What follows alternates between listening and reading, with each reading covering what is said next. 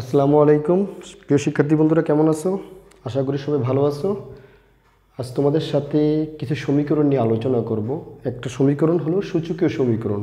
চলো আমরা বন্ধুরা দেখি সূচকীয় সমীকরণ ব্যাপারটা কি। সূচকীয় সমীকরণ, সূচকীয় সমীকরণ। তাহলে সূচকীয় সমীকরণ ব্যাপারটা কি, অর্থাৎ যদি কোনো চলকের উপরে পাওয়ারটা, আর যদি পাওয়ারটা 9 two the power x equal two 6 two the power x plus 4 two the power x, সবগুলো পাওয়ার যদি উপরে চলে যায়, সেক্ষেত্রে এটাকে আমরা বলতে পারি কি সূচকীয় রাশি। সূচকীয় রাশি, এই যে পাওয়ারটা উপরে চলে যাওয়ার কারণে এটাকে বলা সূচকীয় রাশি। আর যদি সাধারণ নিয়মে যদি 9x প্লাস 6x এই ধরনের কোনো অঙ্কগুলো হয়, সেখানে সূচকীয় রাশি হয় না, সেটাকে বলে সাধারণ সমীকরণ। তাহলে প্রিয় শিক্ষার্থী বন্ধুরা, আমরা আজ এই সূচকীয় রাশিটা কীভাবে সমাধান করা যায় এই ব্যাপার নিয়ে একটু বিস্তারিত আলোচনা করব। তাহলে আমরা সূচকীয় রাশির যে এই পাওয়ারটা, সেটাকে আমরা এটাকে একটা সমাধান করি। চলো বন্ধুরা আমরা কীভাবে করা যায় ধরি। আমরা একটু দেখি, 3 যদি স্কোয়ার দেখি, তার উপরে পাওয়ার যদি এক্স দেই, আমরা লিখতে পারি 3 ইন্টু 2, তার উপর পাওয়ার যদি এক্স দিই আমরা লিখতে পারি 2 এর পাওয়ার স্কোয়ার দেওয়া যদি এক্স দিই আমরা লিখতে পারি। প্রিয় শিক্ষার্থী বন্ধুরা, সেক্ষেত্রে আমরা যদি 2 যদি তাকাই, 3 উপরে পাওয়ার এক্স উপরে যদি স্কোয়ার দিই আমরা লিখতে পারি 3 উপরে পাওয়ার এক্স, 2 এর পাওয়ার এক্স দিলে আমরা লিখতে পারি প্লাস 2 এর পাওয়ার এক্স উপরে যদি স্কোয়ার দিয়ে লিখতে পারি।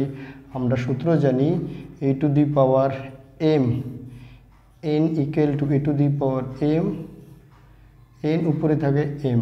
অর্থাৎ এই বেসিকের আলোকে, এই বেসমেন্টের আলোকে আমরা পাওয়ার থেকে সূচক পাওয়ার থেকে বাইরে বা ভিতরে নিতে পারি। প্রিয় শিক্ষার্থী বন্ধুরা, আমরা যদি এখন যদি এদিকে যদি তাকাই, তাহলে আমাদের এখানে যে মানটা আছে এই মানটাকে আমরা কিভাবে করব। সেক্ষেত্রে আমাদের কিছু দিক নির্দেশনামূলক কাজ করতে হবে। তাহলে আমরা কি যদি এটা ধরে নিই লেট আমরা যদি 3 to the power x equal to a ধরি, আবার 2 to the power x equal to যদি বি ধরে নিই, তাহলে সুতরাং আমরা লিখতে পারি a square equal to a b plus b square.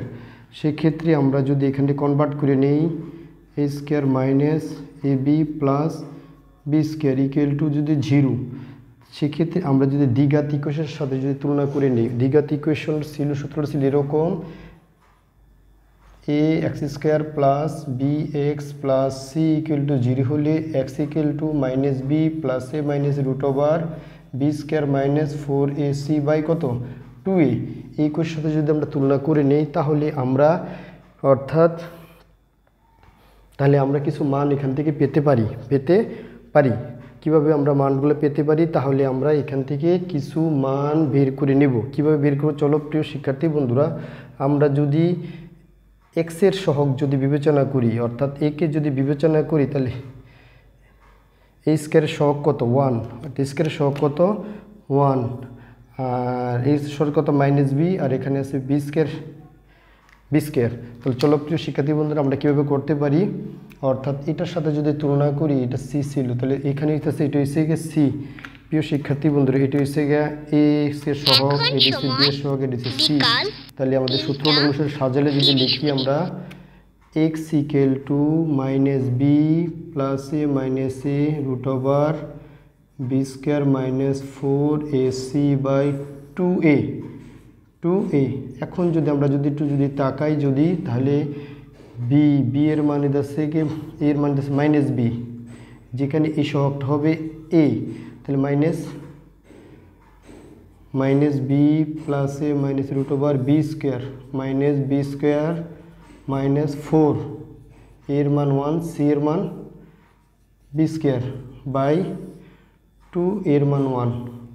প্রিয় শিক্ষার্থী বন্ধুরা, আমরা যদি এটা মুছে দিলাম, এখন যদি আমরা যদি এটা তাকাই, তাহলে আমরা কিছু মান বের করতে পারবো।